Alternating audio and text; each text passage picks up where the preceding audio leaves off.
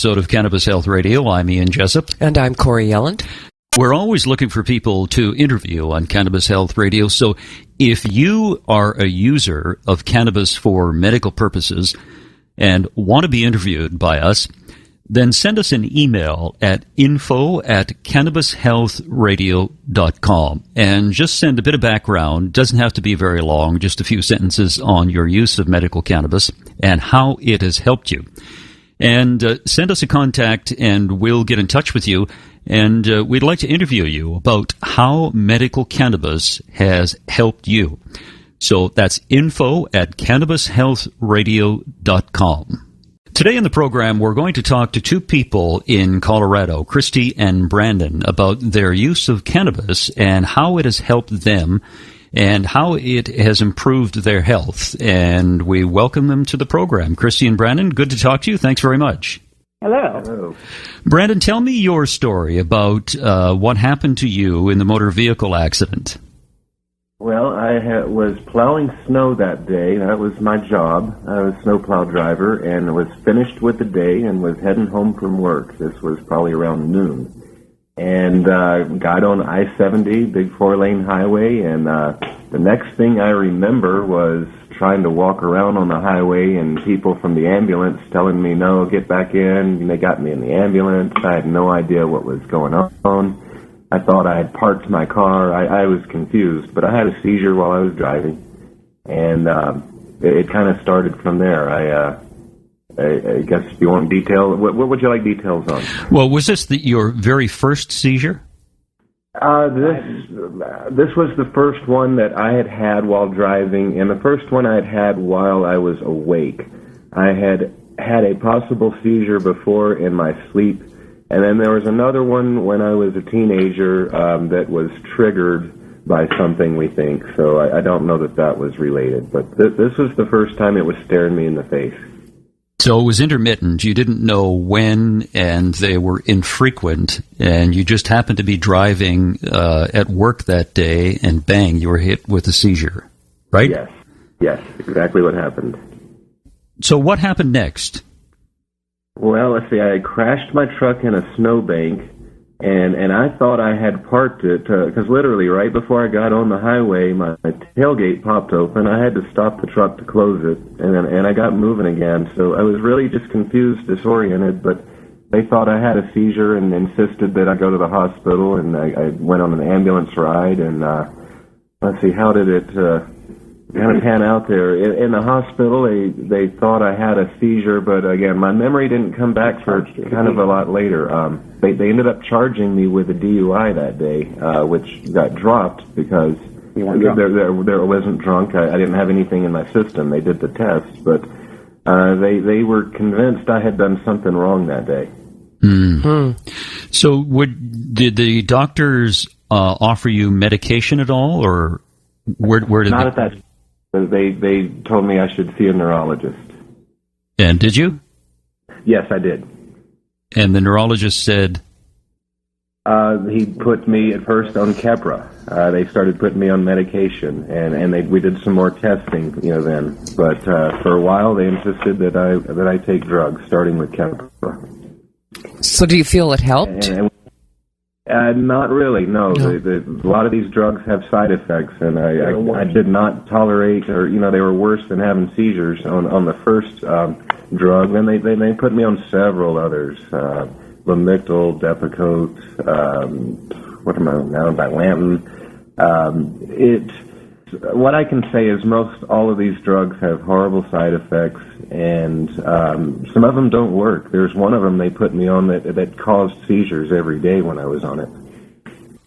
We've been looking for an alternative. I've really been wanting to find something natural that'll control my seizures and have fewer side effects, and something that I can have a lot more control over. And you started on cannabis, or were you a cannabis user prior to your accident? Yes, I was a smoker, kind of a light smoker. A light smoker. Yes, and after this time, I started looking for high CBD strains, which were really hard to find for me at the time. How long ago was this, Brandon? your accident? This was 2 years ago. Okay. So you're looking for high CBD strains, and do you take oil now, or do you smoke it, edibles, or how do you consume it? I have an oil mix that I make with coconut oil and a high CBD cannabis strain that I have, and that is the main daily medication that I take. And I'm playing around with putting that into a capsule form now. So I'm adjusting it slightly, but that is my daily routine. It's interesting. I always like to ask people how they make it, because we get a number of requests here on how to make the oil. So can you take us through how you make your cannabis coconut concoction? Yes. If you Google Cannabis Paste, you will come up with a recipe like this. And I take 4 ounces of coconut oil, and I mix that. I take the cannabis I'm going to infuse, which would be 1 ounce. I powder it, really grind it up to a fine powder, and then decarboxylate it, and then infuse that in the oil. And that process goes at 180 for about 12 hours. Okay, when you say you decarboxylate it, can you explain that to listeners so they have a full understanding of what you mean?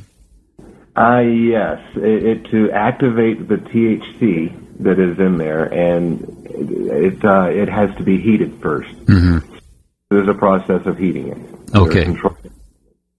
Now, how have you found that this oil that you make works for you? It has cut my seizures back from multiple a day up to 4 a day to I recently went 4 months without a seizure. Wow, that's impressive. Yes, but now I've had one and then another 7 days apart. So I'm still working on it, and I've recently increased my dose again. I'm trying to find where I need to be, because it's right now a lot of experimentation. Yeah, it's a little trial and error, isn't it? Yes. How much do you take a day? Well, my capsules that I take, they are double aught capsules, and I've got them filled up, and I take 12 of those a day.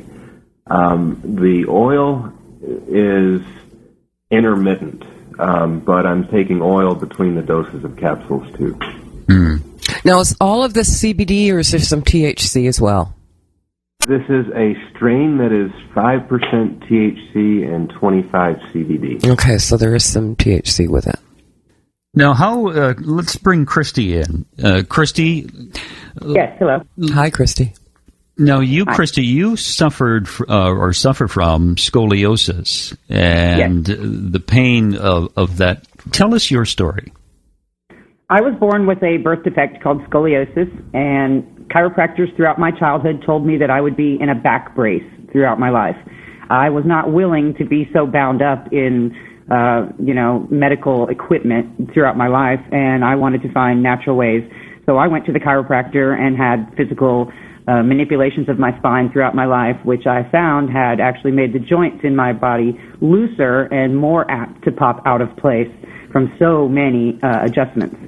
So I started looking for pain relief through doctors, not knowing that there were alternatives back in the 80s, and really got involved with opiates far beyond anything I'd ever imagined I could be.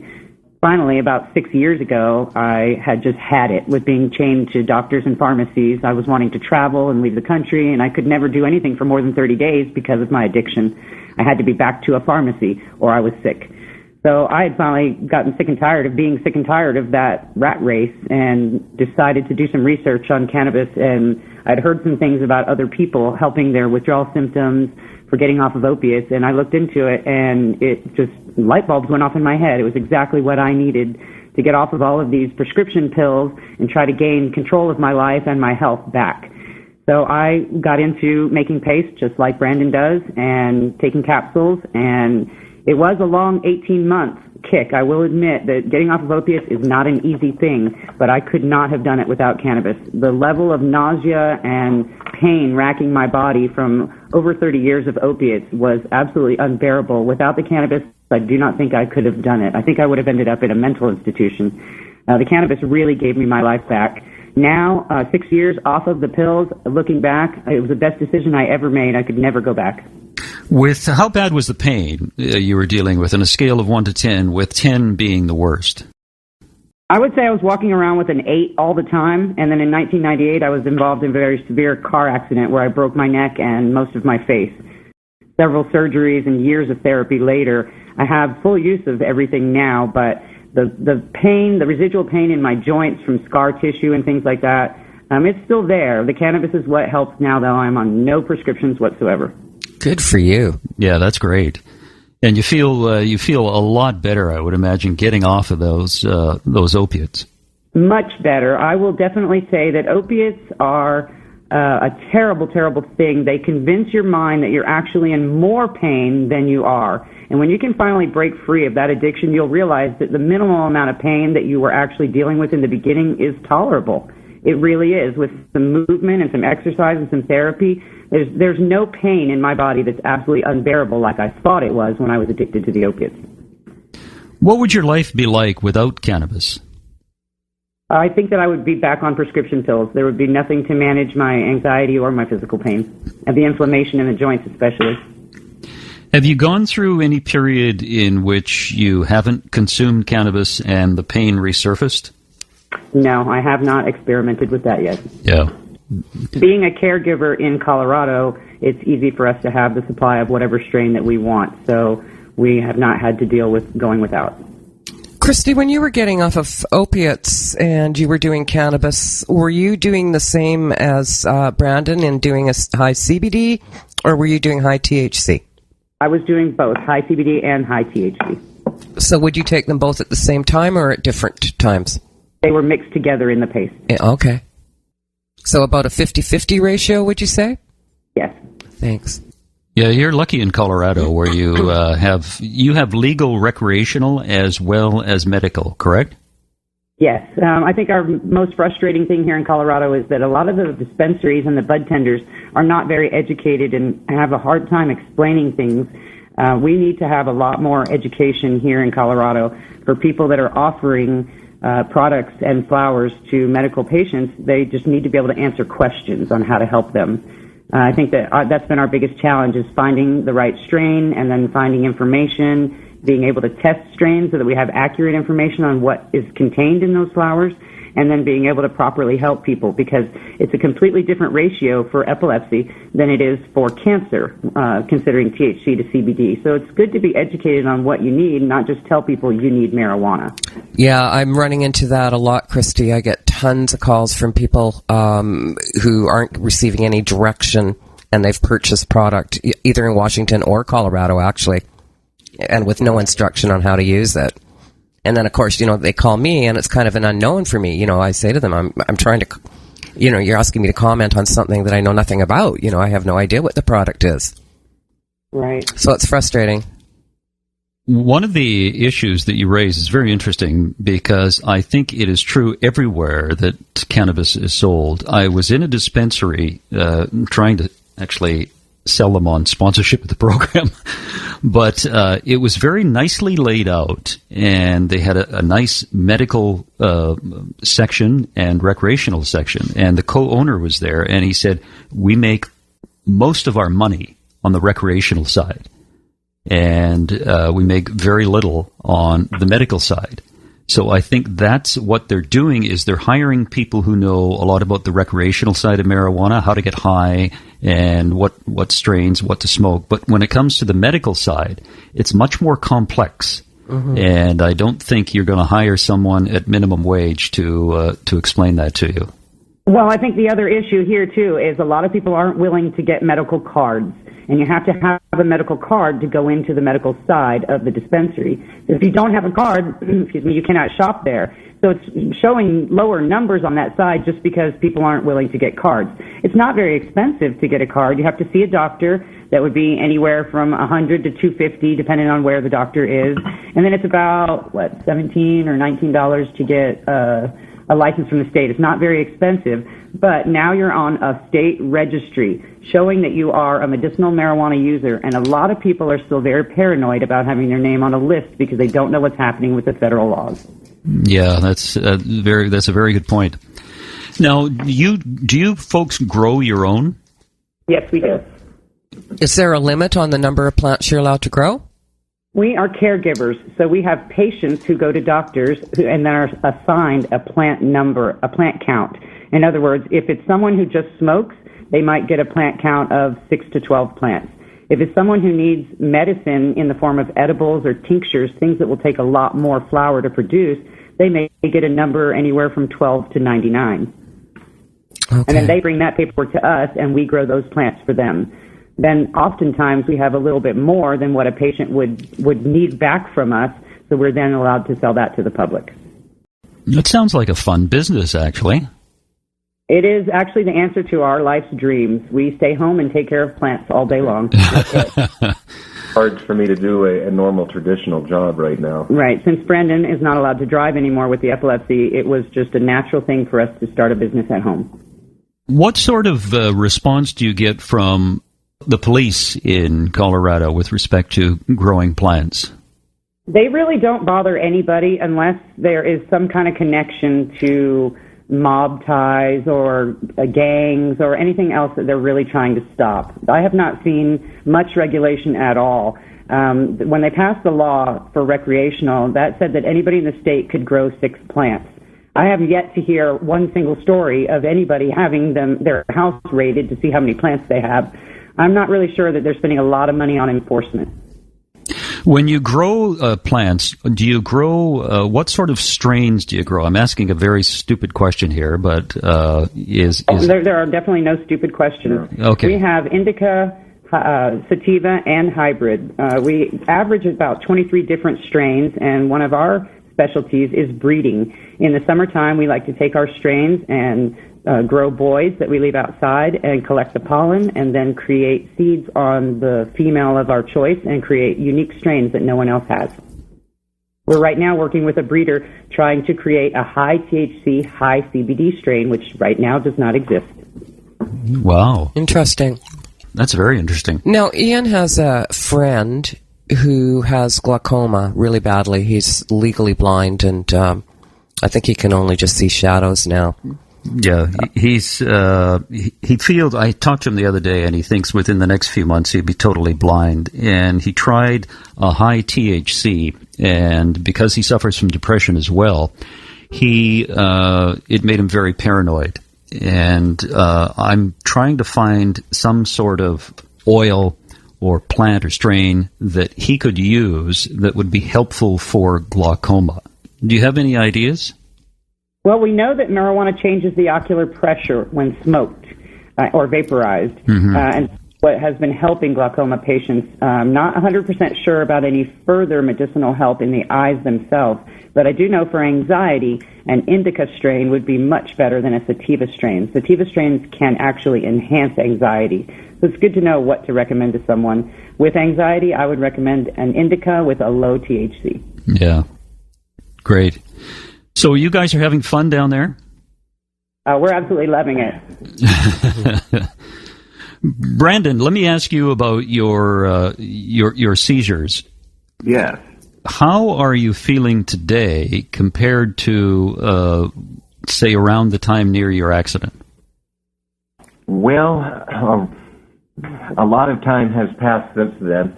I've had a lot of seizures since then, so... All right, how do I feel? My world is completely different now. I mean, literally, I'm in a completely different place. But it is a lot better than it was at that time.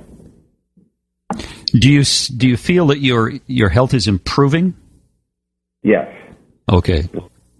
When I'm off the pills. When you're off the pills, yeah. I am right now. No, we hear that from a lot of people who are on various pharmaceutical medications who would like to get off. As a matter of fact, we were talking to, was it Jeff Waters in Colorado? Yes. He was on 22 pharmaceutical drugs at the height of his issue with COPD. And it took him, like Christy said, it took well over a year to get off them. But once you're off them, the people feel a lot better. Mm-hmm. Yeah.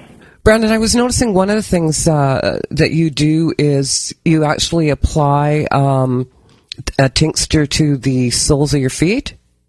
Yes, we've got a tincture right now that we're about to try for this. It's been in the making for a while now, but we have it. I think it is ready, and we've got a roller applicator system that we're going to fill up, and then next time I'm having a seizure, Christy's going to put that under my toes and see if that helps, and I'm expecting that this might. Interesting. How did you come up with this idea? I've heard of other herbs being infused this way. It's like frankincense is one. The system is known, is out there. As far as using a tincture like this, it just comes down to thinking this sounds like a good idea. We've got to try this. Can't get it in your mouth. And nothing can be put in my mouth. That's way too dangerous. Yeah, while you're having the seizure, yeah. Good of both of you to do this. We greatly appreciate it, and good luck with your business, and good health to both of you. Thank you very much. Great. Thank you. Thank you. Yeah, thank you, folks. In that interview, Brandon mentioned about cannabis paste and how to make it, and we're going to post this on our website, also on our Facebook page. And it talks about two methods of making cannabis paste. First of all, you need some cannabis bud, of course, and some oil, preferably coconut oil. And this article says one method of heating is to add 1 ounce of cannabis bud and 2 ounces of coconut oil to a small mason jar. The cannabis and oil are mixed thoroughly and then added to the jar, and the jar is added to a pot of water that is heated to 180 degrees for 10.5 or 11 hours. Now, the mixture is heated to decarboxylate the cannabis, and the oil is used so the body will absorb the cannabis when it's consumed.